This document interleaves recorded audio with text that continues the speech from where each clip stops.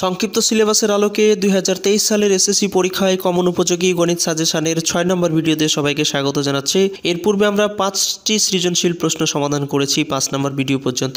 আজকে আমরা সেট ও ফাংশন থেকে আরও একটি সৃজনশীল প্রশ্ন অর্থাৎ 6 নম্বর সমাধান করব। প্রশ্নটি অত্যন্ত গুরুত্বপূর্ণ একটি প্রশ্ন। দিনাজপুর বোর্ড 2017 সালে এই প্রশ্নটি এসেছিল। এই প্রশ্নের উদ্দীপক হিসাবে দুইটি মান এখানে দেওয়া আছে, দুইটি বীজগাণিতিক রাশি। এই দুইটি মান থেকে আমাদের 3টি প্রশ্নের সমাধান করতে হবে। খুবই গুরুত্বপূর্ণ একটি প্রশ্ন এবং খুব সহজ। তো যাই হোক, এখানে ক নম্বরে বলছে g(0) এবং h(1) এর মান নির্ণয় করো। এই দুটি মান নির্ণয় করতে আমাদের এই দুটি মানই কি হবে, প্রয়োজন হবে। তো যাই হোক, আমরা কথা বলবো না, আমরা সরাসরি ক নম্বর প্রশ্নের সমাধান দিয়ে শুরু করব। চলো শুরু করা যাক। g(0) কিভাবে বের করব এবং h(1) এর মান কিভাবে বের করব। প্রথমে আমাদের g(0) এর মান বের করতে বলেছে আর দেওয়া আছে g(x) = 3x + 1/3x - 1। তা আমরা যদি x এর জায়গায় 0 বসিয়ে দেই, অতএব আমরা এরকম লিখতে পারি g(0) অর্থাৎ যেখানে x আছে ঠিক সেই জায়গাতে আমরা 0 বসিয়ে দেব। তো তাহলেই আমাদের মানটা চলে আসবে, অর্থাৎ 3 আর x এর জায়গায় আমরা বসাবো 0, অর্থাৎ এর সাথে গুণ অবস্থায় আছে তাই গুণ দিয়ে দিলাম। এরপরে +1 আর নিচে হচ্ছে 3, এর সাথে x এর জায়গায় আমরা বসাবো 0 তাই গুণ আছে, গুণ দিয়ে 0 বসিয়ে দিলাম। এরপরে -1। এখন যদি আমরা হিসেব করি 0-র সাথে যাই গুণ করি না কেন কি হয়ে যায়, 0 হয়ে যায়।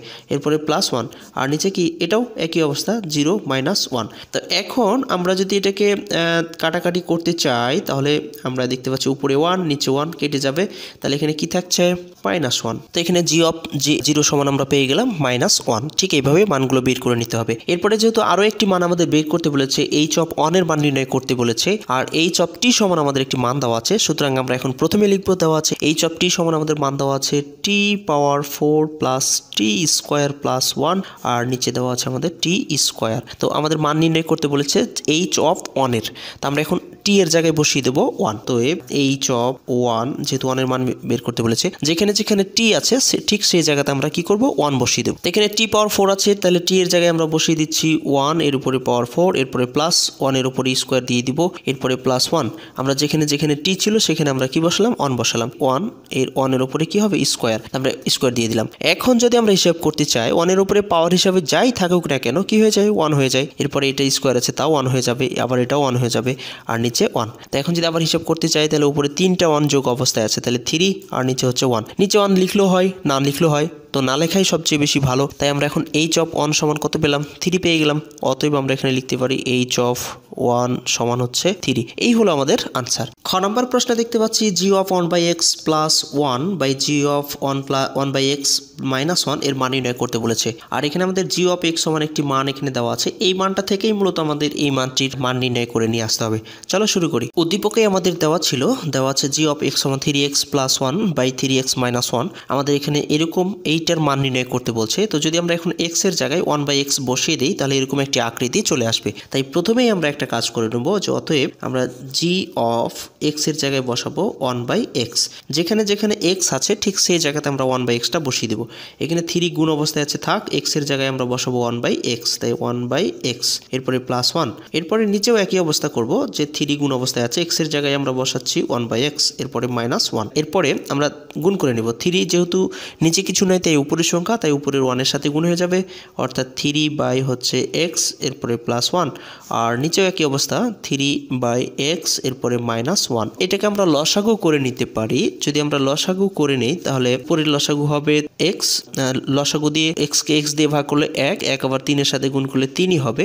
এরপরে প্লাস x 1 এর সাথে গুণ করলে সরাসরি x হয়ে যাবে। লসাগু করে নিলাম, তোমরা লসাগু করতে জানো। এরপরে আমরা নিচেরটাও লসাগু করে নিই, x 3 মাইনাস কি হয়ে যাবে, x হয়ে যাবে। তো এখন যেহেতু ভাগের দুটি অপশন চলে আসছে তাই আমরা এটাকে কি করব, উল্টে দিব। এটা কিন্তু আছে, এটা সমানে আমরা এটা করছি। তো এখানে উল্টে দিলে আমরা কি হবে, 3 + x/x, এরপরে গুণিত নিচেরটা চলে যাবে উপরে আর উপরেরটা চলে আসবে নিচে, অর্থাৎ 3 - x। এখন যদি আমরা এটা হিসাব করি উপরের x আর নিচের x কেটে যাবে, উপরে থাকছে তাহলে 3 + x আর নিচে থাকছে 3 - x। এটা কি সমান পেলাম, এটা পেলাম আমরা g(1/x) সমান। এখন যেহেতু আমাদের +1 আছে -1 আছে, তো যদি আমরা এটাকে যোজন বিয়োজন করে নেই তাহলে তো আমাদের আনসারটা চলে আসবে। উভয় পক্ষকে যোজন বিয়োজন করব, তাহলে যোজন মানে হচ্ছে উপরেরটা যোগ নিচেরটা, তার মানে g(1/x) এই যোজন মানে উপরেরটা যোগ নিচেরটা, নিচে কিছু নাই তার মানে 1 ধরে নিলাম, আর বিয়োজন মানে হচ্ছে উপরেরটা 1/x উপরেরটা বিয়োগ নিচেরটা।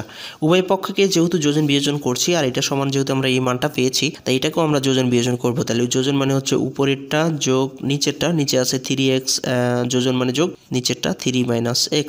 এরপরে আমরা কি করব বিয়োজন, তাহলে 3 + x বিয়োজন মানে বিয়োগ। এরপরে নিচেরটা, নিচে আছে 3 - প্লাস x। এখানে আমরা দেখতে পাচ্ছি -x আর প্লাস x কেটে যাচ্ছে, 3 আর 3 যোগ করলে হয়ে যাবে 6। আর নিচে আমরা দেখতে পাচ্ছি 3 এবং 3 কেটে যাচ্ছে, এখানে একটা x আর এখানে একটা যোগ করলে হয়ে যাবে 2x। তো এটাকে যদি আমরা হিসাব করি 2 × 2 = 3 × 2 = 6 অর্থাৎ 3/x। এই হয়ে গেল আমাদের আনসার। খুবই সহজ, আশা করি বুঝতে পেরেছ। গ নম্বর প্রশ্নে দেখতে পাচ্ছি প্রমাণ করো যে h(t² = h(1/t²) অর্থাৎ এটা সমান এটা প্রমাণ করতে হবে। আর এখানে আমাদের h(t) সমান একটি মান দেওয়া আছে, এই মানটা থেকেই মূলত আমরা এই দুইটা প্রমাণ করব। প্রথমে লেফট সাইড, এরপর রাইট সাইড। চলো শুরু করি। উদ্দীপকেই আমাদের যে মানটা দেওয়া ছিল h(t) = t⁴ + t² + 1/t²। এখন আমরা এই t এর জায়গায় আমরা কি করব, প্রথমে লেফট সাইড ধরে নেব এবং এই t এর জায়গায় t² বসাবো। আমি এখানে ধরে নিচ্ছি লেফট সাইড। তো লেফট সাইডে আমাদের কি আছে, h(t²) অর্থাৎ যেখানে যেখানে t আছে আমরা ঠিক সেই জায়গাতে t² বসিয়ে দেব। তো এখানে t আছে তাই t এর জায়গায় আমরা t² বসিয়ে দিলাম, বাইরে পাওয়ার 4 আছে তাই পাওয়ার 4টা বাইরে দিলাম। এরপরে প্লাস এখানে t² আছে তো t² এর জায়গায় আমরা t² বসাবো, অর্থাৎ t² ভিতরে আর এই পাওয়ার বাইরে আছে তাই বাইরে দিলাম। এরপরে +1। এখন নিচে যদি আমরা ঠিক এই কাজটাই করি তাহলে t এর জায়গায় আমরা বসাচ্ছি t², আবার এখানে স্কোয়ার আছে তাই স্কোয়ার করে দিলাম, এটুকুই, আর অন্য কোনো কাজ নেই। এখন আমরা কি করব, এই হিসেবটা করে নিব। তো এখানে t² 4 পাওয়ার 4 আছে তাই t² 4টা আছে। তো যদি আমরা 4টা t² কে গুণ করি তাহলে কত হয়ে যাবে, 8 হয়ে যাবে। অর্থাৎ আমরা এখানে লিখতে পারি t⁴। এরপরে প্লাস এখানে ভিতরে 2টা আবার বাইরে স্কোয়ার আছে, তার মানে এখানে t² আছে 2বার গুণ অবস্থায়, তাহলে t² 2বার যদি আমরা গুণ করি তাহলে t⁴ হয়ে যাবে। এরপরে +1।